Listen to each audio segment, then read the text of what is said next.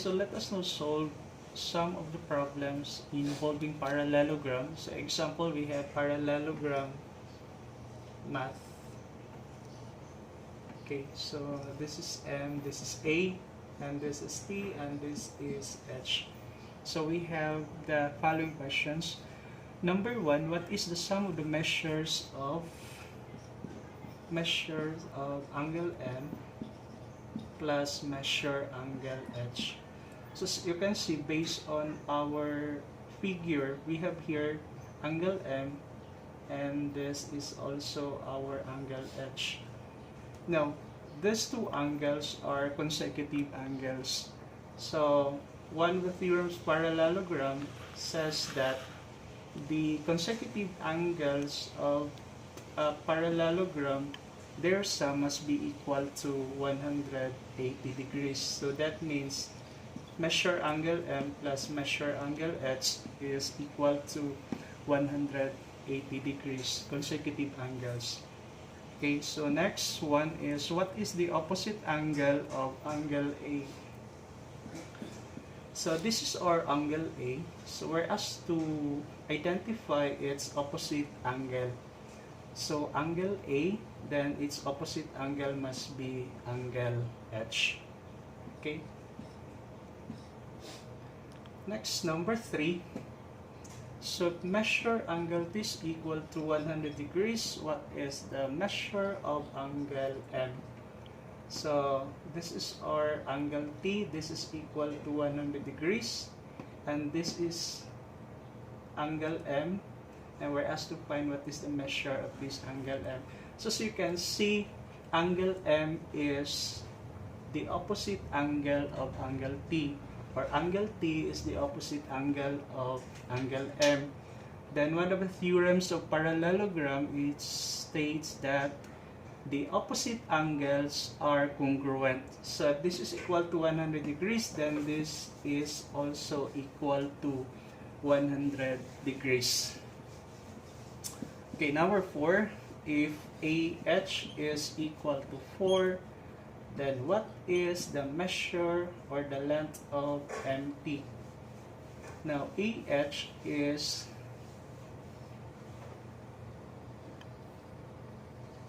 one of the diagonals of parallelogram. So by connecting this point A and point H. Also, MT is the second diagonal of the given parallelogram.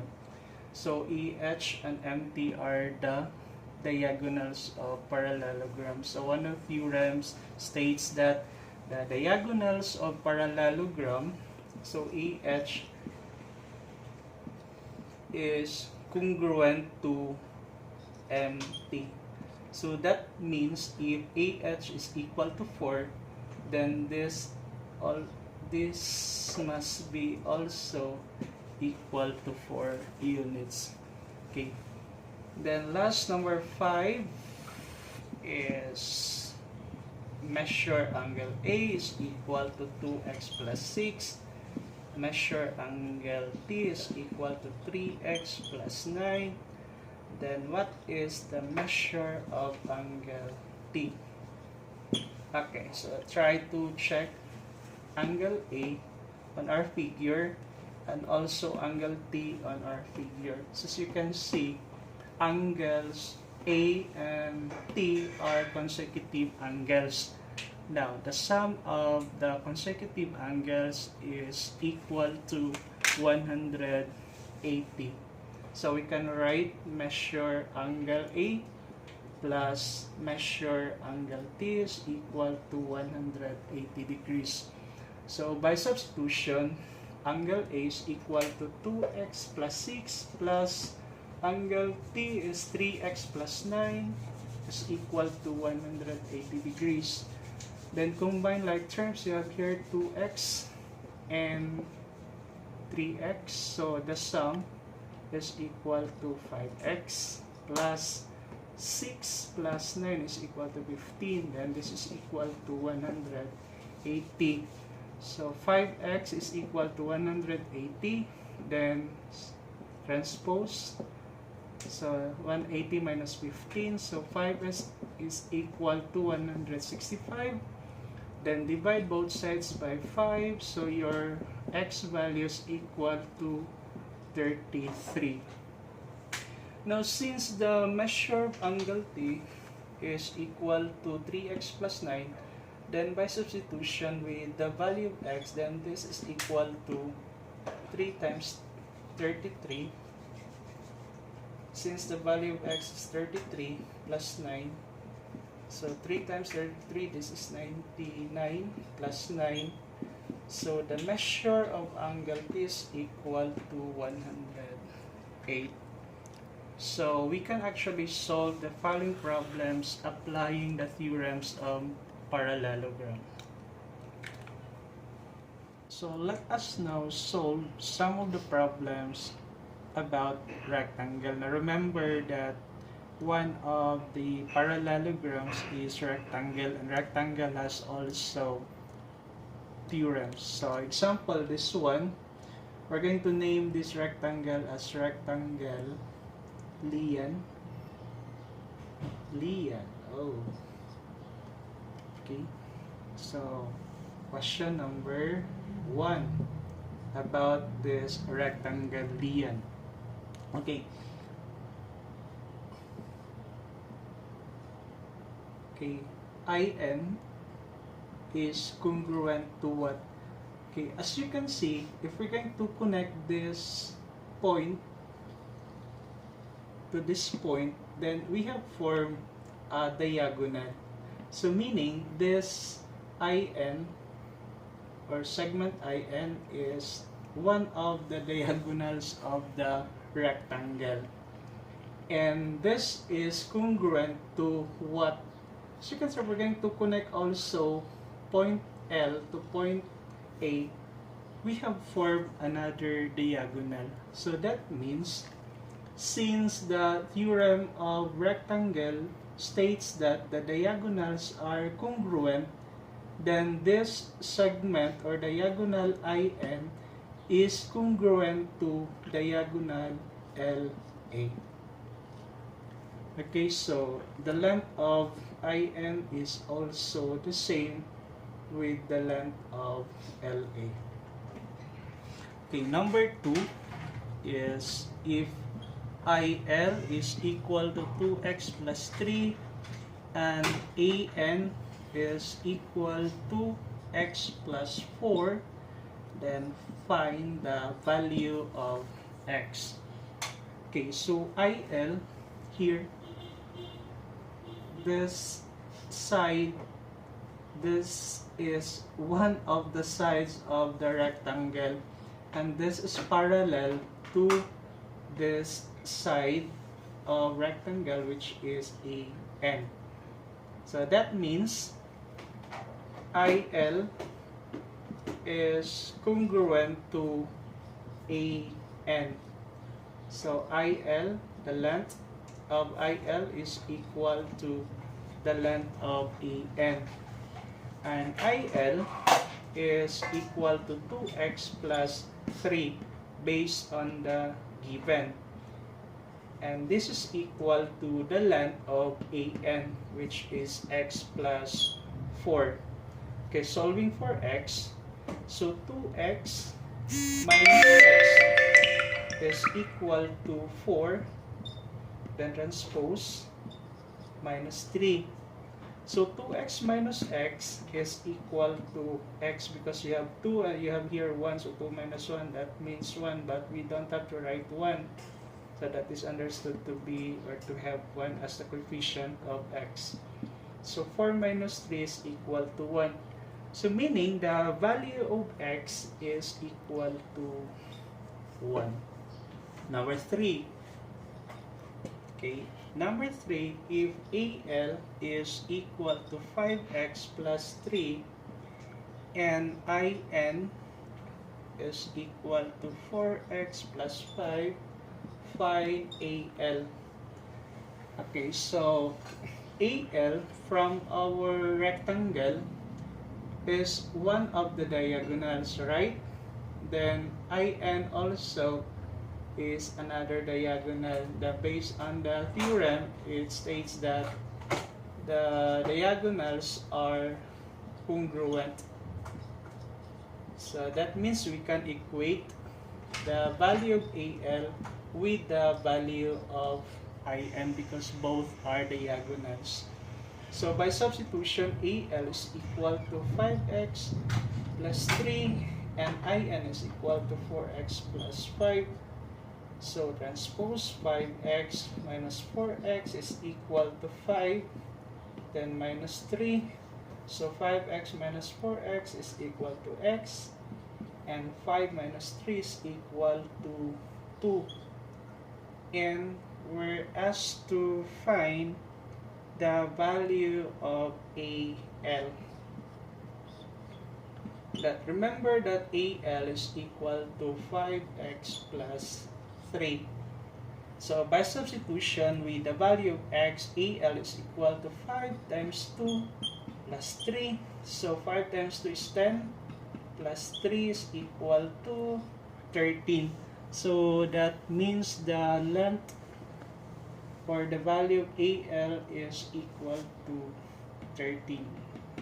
Okay, let us now proceed to question number 3. It states that x is the common intersection of the diagonals IN and LA. So these are our diagonals IN and LA. So their intersection is x.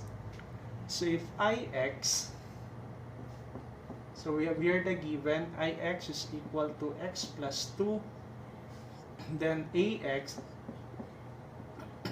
is equal to 2x plus 1. Then we're asked to find what is the value of our x in IX, which is x plus 2, and AX, which is 2x plus 1. Okay, so one of the diagonals of one of the theorems of the rectangle states that aside from their diagonals which are congruent, they bisect also to each other. So meaning this point x here cuts into two equal parts of the diagonal IN, meaning IX is equal to XN. Also, LX is equal to XA, or AX is equal to LX. So aside from the diagonals which are congruent, they bisect also to each other. So that means our IX here is equal to x plus 2, and also our XN or NX is equal to x plus 2. And LX is equal to 2x plus 1, and XA or AX is also equal to 2x plus 1. Okay, so we're going to use now the theorem that states the diagonals of a rectangle are congruent. So that means IN is congruent to LA. So IN is equal to LA. So our IN is equal to x plus x is 2x, then 2 plus 2, that is 4. And LA is equal to 2x plus 2x is 4x plus 1 plus 1 is equal to 2.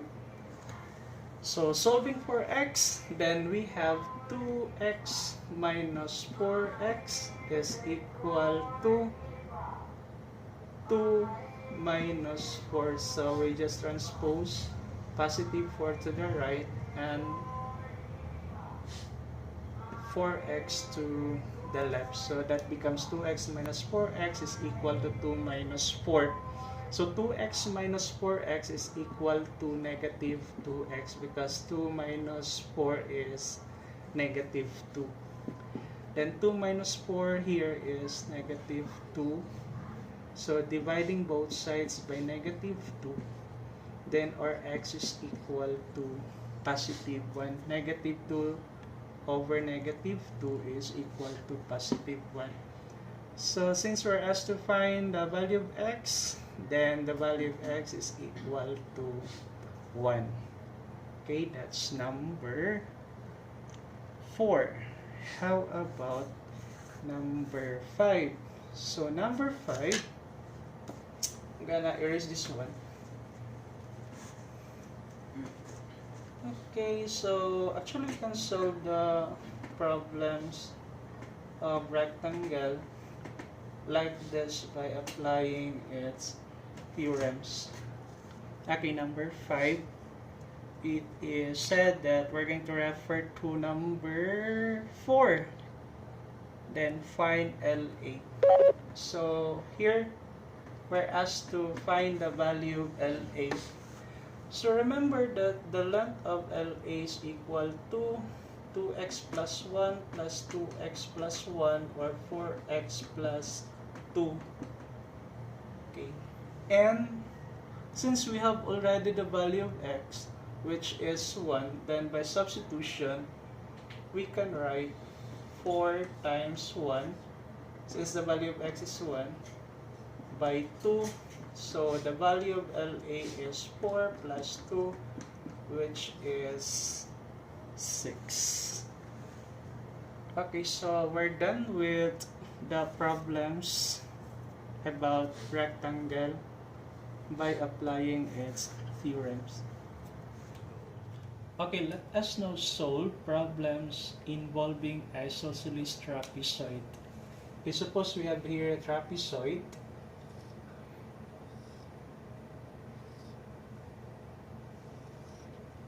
Suppose this is isosceles trapezoid sine. Okay, that one. Okay, let's have questions about this isosceles trapezoid. So question number 1, which sides are the bases of the trapezoid? So we're asked to find or identify the bases of this trapezoid. So the basis of isosceles trapezoid, we have here the upper base, this one, which is side IN. Then we have also the lower base. So the lower base is side SE.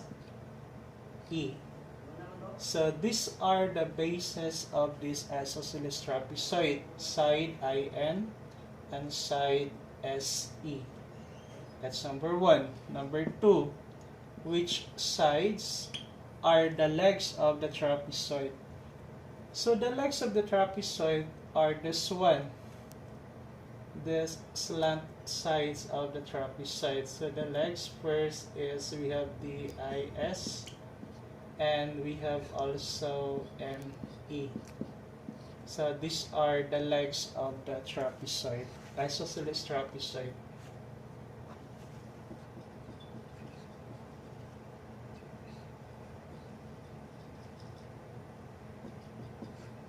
Okay, so question number 3.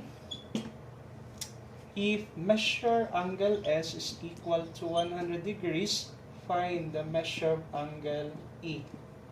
So measure angle S is equal to 100 degrees.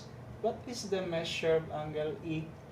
So one of the theorems of the isosceles trapezoid states that the base angles are congruent. So we have here the lower base angles. We have angle S is congruent to angle E. That is one of the theorems of the isosceles trapezoid that states the base angles are congruent. So if this is equal to 100 degrees, therefore the measure of this angle must be also 100 degrees because angles S and E are base angles or lower base angles. Okay, number 4.